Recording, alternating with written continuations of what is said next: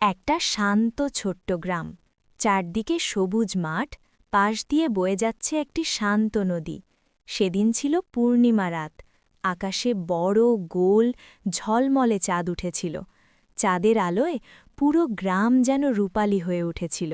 শিশুরা মাঠে খেলছিল, নদীর জলে চাঁদের প্রতিচ্ছবি ঝিলমিল করছিল।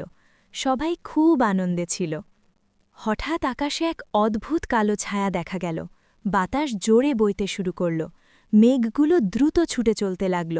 গ্রামের মানুষ অবাক হয়ে আকাশের দিকে তাকিয়ে রইল। দেখা গেল এক রহস্যময় চোর ছোট্ট এক উড়ন্ত যানে চড়ে চাঁদের দিকে এগিয়ে যাচ্ছে। চোরের চোখ দুটো লাল আলোয় জ্বলছিল, তার হাতে ছিল এক বিশাল জাদুকরি জাল। সে হঠাৎ সেই জাল ছুঁড়ে দিল চাঁদের দিকে। মুহূর্তের মধ্যেই জাল চাঁদকে আটকে ফেলল। চাঁদ যেন ভয়ে কাঁপতে লাগল, তার আলো ধীরে ধীরে কমে যেতে শুরু করল। এক নিমিষে পুরো গ্রাম অন্ধকারে ঢেকে গেল। শিশুরা ভয় পেয়ে কান্না শুরু করল, বড়রাও দিশেহারা হয়ে পড়ল। কেউই বুঝতে পারছিল না কি করা উচিত। ঠিক তখনই গ্রামের এক ছোট্ট ছেলে সামনে এগিয়ে এলো। তার চোখে ছিল সাহস আর দৃঢ়তা। সে বলল, ভয় পেও না, আমি চাঁদকে ফিরিয়ে আনব। সবাই অবাক হয়ে তার দিকে তাকিয়ে রইল। ছোট্ট ছেলেটি একটি টর্চ হাতে নিয়ে আকাশের দিকে তাকাল। হঠাৎ তার সামনে এক জাদুকরী সিঁড়ি তৈরি হল, যা সোজা আকাশের দিকে উঠে গেছে। সে ধীরে ধীরে সেই সিঁড়ি বেয়ে উপরে উঠতে লাগল। চারদিকে তারা জ্বলজ্বল করছে, বাতাসে ভাসছে ঝিকিমিকি আলো।